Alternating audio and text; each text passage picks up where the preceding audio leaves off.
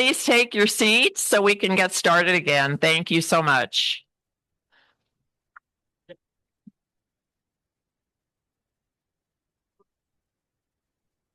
The next up on our agenda is to hear from system-wide HR and then shared services, which is the RASC, in response to the JBC report. But before they begin, I wanted to introduce our new Vice President of System-Wide Human Resources, Diana Henderson. Diana is a seasoned HR professional with deep expertise and a reputation for stakeholder engagement, collaboration, and steady leadership. She has more than 15 years of UC experience, most recently as the Deputy Chief HR Officer and Chief of Staff to the former Vice President Cheryl Lloyd. I know I speak for all of us in welcoming her and congratulating her on her new assignment. Diana?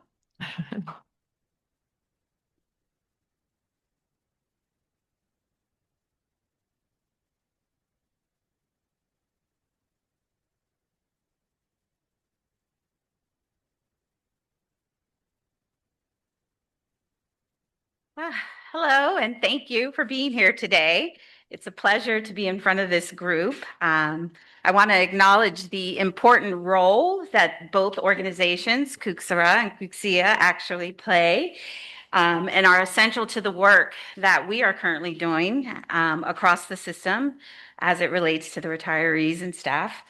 I also want to recognize the benefits team along with well, Calvin, since I know he's not here today, but the team that is here, Bill and everyone, and our colleagues. Sorry, I'm a little preoccupied. I had a call earlier today, so it's nice to be here to talk about something other than another difficult issue, but where nobody was happy with anything I was saying on the call. So, that might be true here in some cases, but hopefully we can find some common ground. But I also want to take a minute. I know that I missed the recognition for former Vice President Cheryl Lloyd. We had connected earlier today.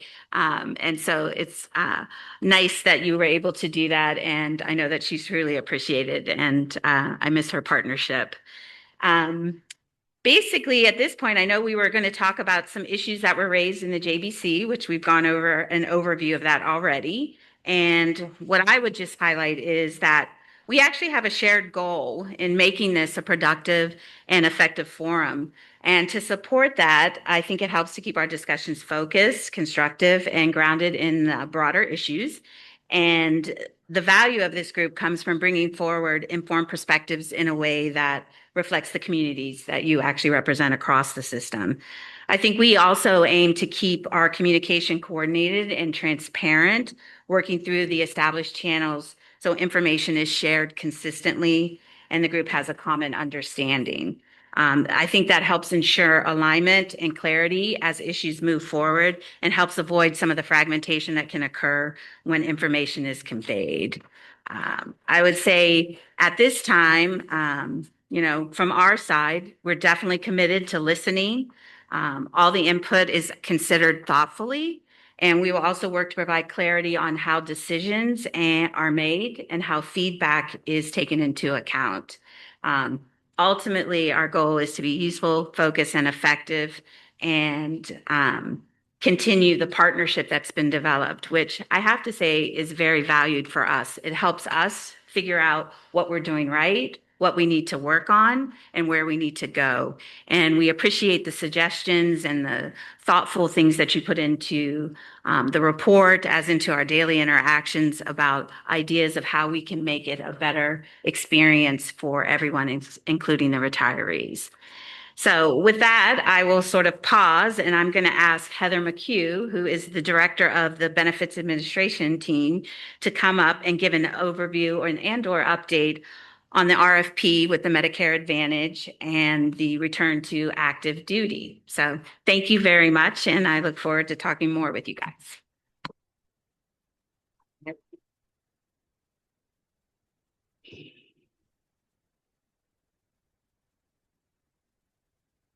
Okay, we're going to get some slides going here. And actually, Susan, who's dialed in virtually, is going to do the update on the RFP.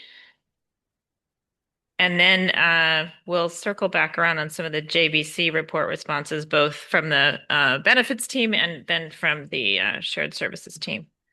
Okay, I got to see if I can make it move there. Okay, that's where, okay. Susan, can you see the slide? I can. Thank you, Heather. And we can hear you, so take it away. All right. Thanks. Hi, everyone. It's me again. As many of you are aware, we're currently in the process of a Medicare Advantage RFP. And this RFP has a few prongs. Of course, one is status quo, looking at the UC Medicare Choice Plan. In addition to that, we're also considering or exploring the feasibility, if you will, of offering or expanding this plan to out-of-state retirees. So in the process where we are now, we just completed the written responses and compiled the score sheets for that. We've identified who the finalists will be for interview, and that actually will occur next week. So once we complete the finalist interviews, then the committee will submit their score sheets for that piece, and we will identify who the awardee. But before we actually assign the awardee, what we'll do is share the findings along with recommendations to senior leadership for their review and approval. So we are on schedule, and things are going well so far. Any questions at this point?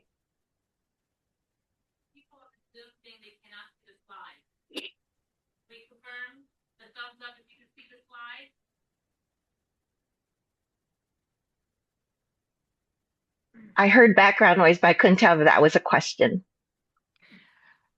There was feedback on the Zoom chat that folks can't see the slide. So could we have the folks who are online give us a thumbs up if they can see the slide?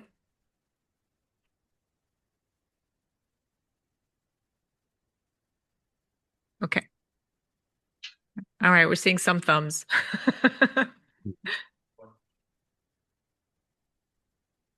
Okay. Well, if there aren't any questions, I wanted to I think just there's recognize. one. Hold on, we're gonna get Okay. him. We're gonna get him a mic, Susan. Hold on one second.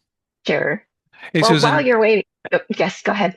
Hey, Susan, John Meyer. Could you just remind us who the current members of the Executive Advisory Steering Committee are? I don't think we typically state that, but the positions are the COO, the CFO, the Chief of Staff to the President, a representative or the executive VP of UC Health, and a representative from Academic Senate. And do we know who the representative of the Academic Senate is? At this point in time, I think there is going to be a transition, but I do not know who that person is. Rick Cronin is current. Okay. And we're still right now working with the Senate on his term. Okay, thanks. Yeah. One more question. Let's hold on for the mic so folks online can hear. Yeah. Thanks. So is this an advantage plan that's going to be added to what is currently offered or in lieu of the other advantage plans that already exist? This would be to replace the administrator for the UC Medicare Choice Plan that's currently administered by United Healthcare. The contract has expired, and as you, for those who are familiar with our plans, the UC Medicare Choice Plan has increased significantly year over year the last few years.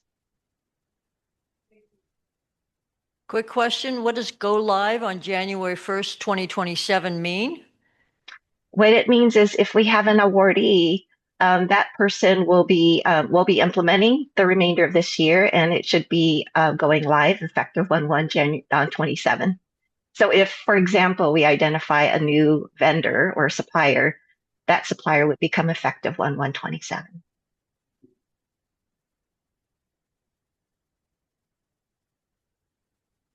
Okay. Oh, one more question. Susan, Jim Delgonis, can you say anything about the out-of-state eligibility? Um, are you talking about the feasibility of offering this plan to out-of-state retirees? Yes.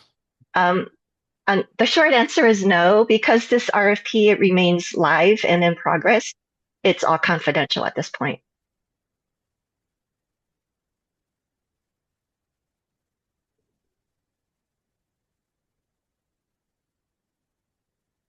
Any other questions for Susan? If I could just say one thing before we transition back to you, Heather, I just wanted to recognize the representatives from CUCRA and CUCEA. We have from CUCEA, Barbara Parker, and from CUCRA, Frank Truba. Thank you so much. They've been fully engaged, providing good insight and great comments. So really appreciate their partnership. All right, great. Thank you, Susan. So next, I'm going to talk a little bit about the rehired retirees. I think I'll kind of merge the items of in the JBC report, the RTAD item, and then an update on how we're going to handle our rehired retirees for this coming retirement season. So if you don't mind me kind of merging those two together. So last year, we had to revise our benefits eligibility policy for our rehired retirees and academics returning to active duty in order to ensure compliance with federal regulations.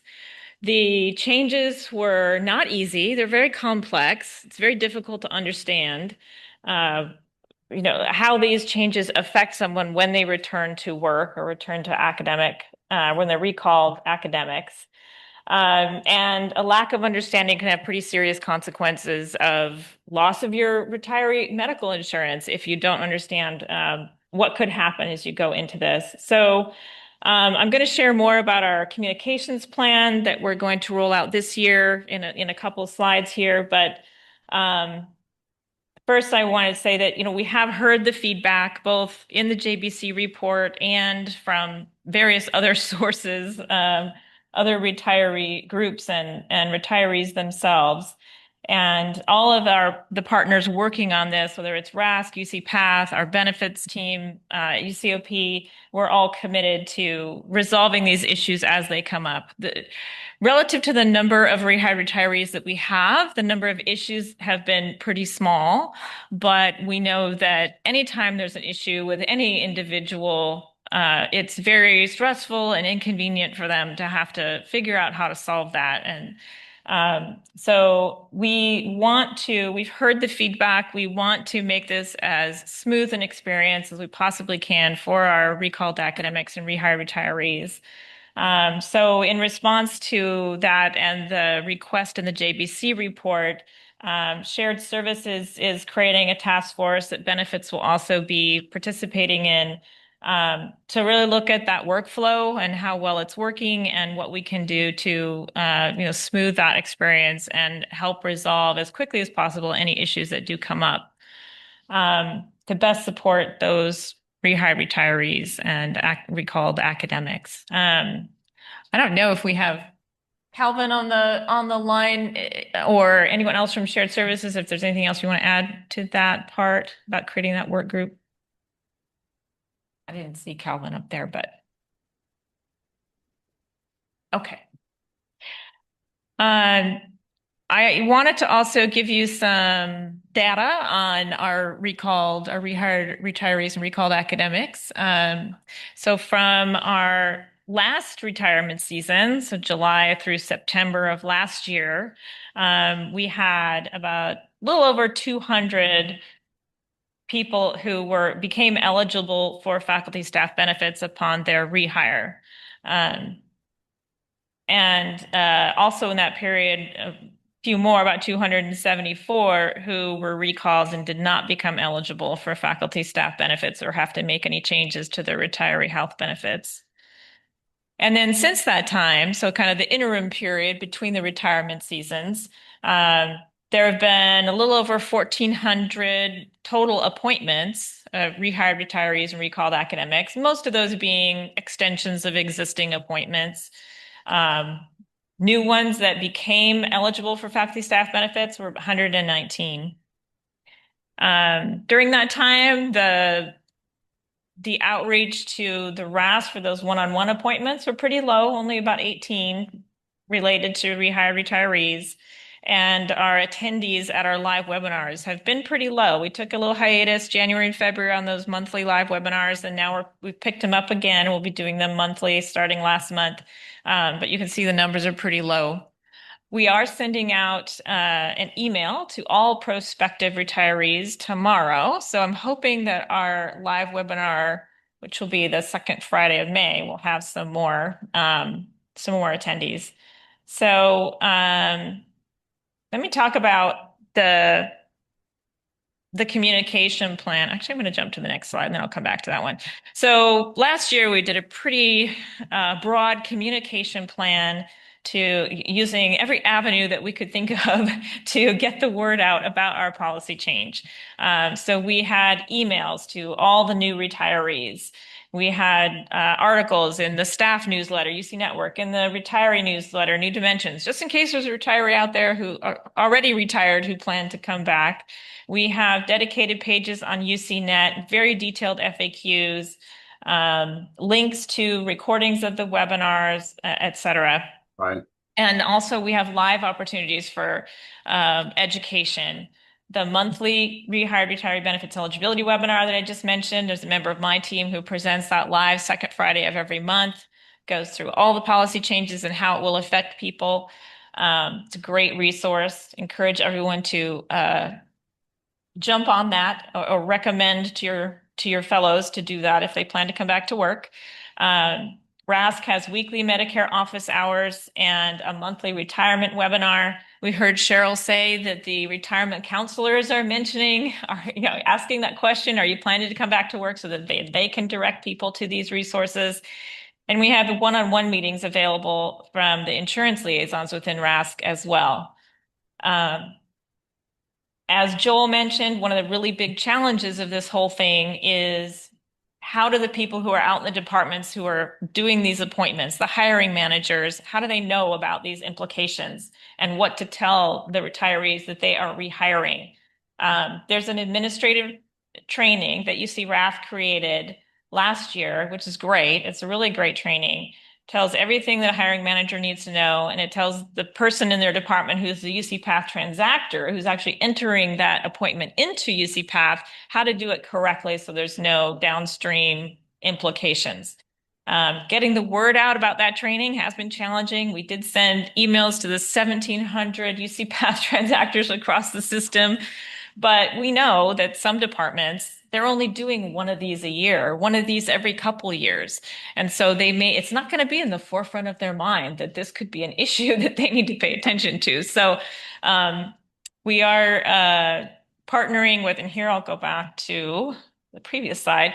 We are taking some additional steps this year to help get that word out. We're partnering with system-wide academic personnel to encourage their local academic personnel offices to coordinate when they've got a rehiree with payroll, with benefits, really trying to get the word out through the shared services centers at the locations, et cetera, about what they need to be aware of when they're bringing back a rehired retiree. We created a flyer, and that was sent out to the local academic personnel offices to share with across their departments for the hiring managers. Here's what you need to be aware of. Also a flyer for prospective retirees. Here's your resources of how you can learn more about how this is going to work. System-wide academic personnel is also going to help us promote the training campaign for that administrative training I mentioned. And my team will be going and providing refresher trainings at the academic personnel and workforce administration communities of interest, which are groups that UC Path coordinates with lots of administrators who will benefit from this education. And also UC Path is strengthening their job aids about the benefits implications of these transactions for the UC Path transactors to be aware of.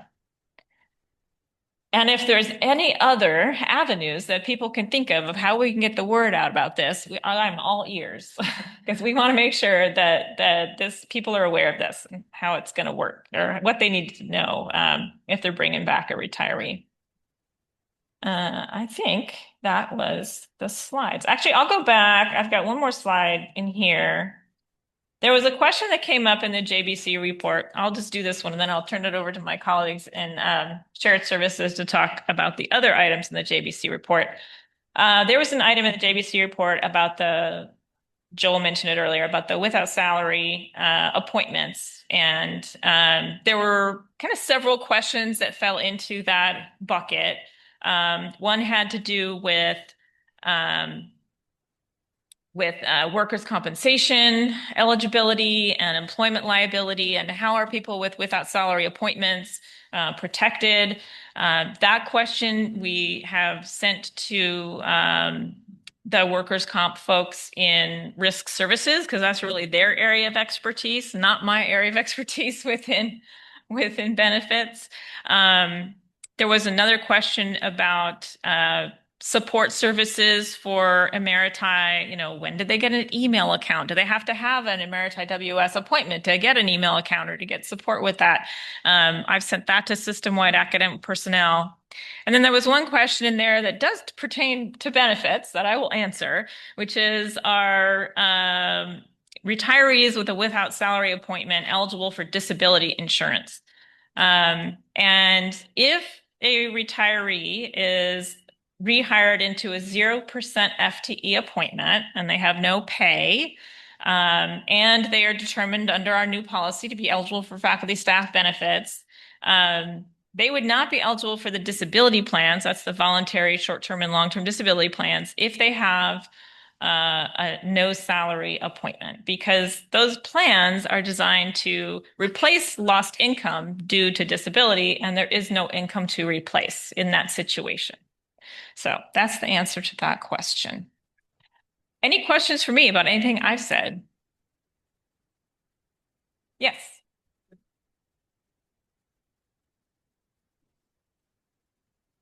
Yeah, thank you for this very much. It sounds like on the RTAD counseling, your sort of basic assumption is that you're going to try to reach prospective retirees, and then the thing that actually makes this happen is going to be the 1700 UC path, people who put stuff into path.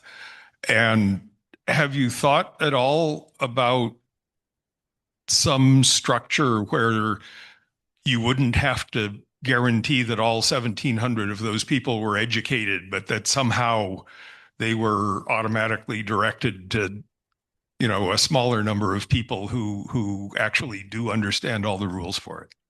Yes, that is the request in the JBC report, and that is what the work group that I mentioned, that between shared services and benefits programs, is going to look at, whether that is a feasible proposition, and if so, how would that happen?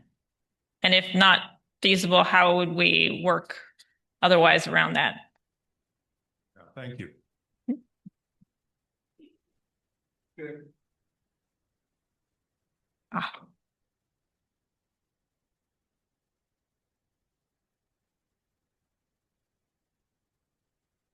Hi. In this particular slide you have up, there's a fairly categorical thing that if it's 0% recall or no pay recall, you don't get disability. So it's a fairly simple story. It's either you do or you don't, and in this case, you don't. And I'm wondering if there are some other outside parameters.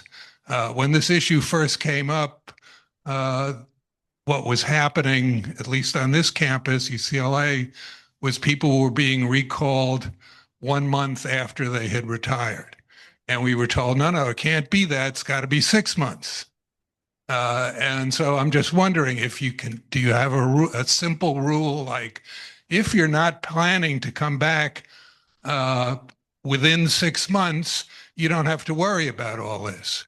Or, is there something like that? It used to be also there was a number like 40%. You weren't supposed to be recalled for more than 40% of your final salary. If you're going to be recalled for less and it's going to be more than 6 months, you don't have to worry about it. Is there some simple rule like that you could promulgate that would then obviate people from having to go through all the different variations that might Yes. occur within that range? Yes. Yes, there is the simplest solution is have a 6-month gap between the date you retire and the date you return to work. If you have a 6-month gap, then you will stay in retiree health benefits. You will not be eligible for faculty staff benefits, and you will not have to give up your retiree health benefits or make any switch or change. That is the simplest solution. We know there are lots of people, though, they have grant funding for their labs. They're still working with their grad students, whatever it may be. They can't take that 6-month gap. They've got to only do the minimum bona fide separation that's required under law of 30 days, and then they need to come back to work.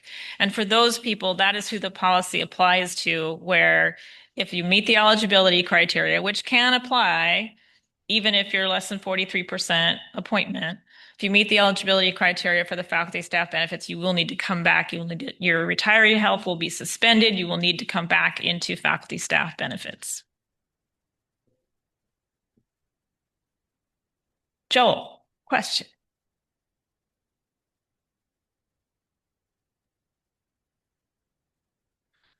Thank you, Heather. Looking at these slides, it occurs to me that this coming year may be even a worse year, because last year was the first year, and we got hit with roughly 200 odd people, and I think that's about right. And we can anticipate that around 200 recalls will need to do something special with their health insurance.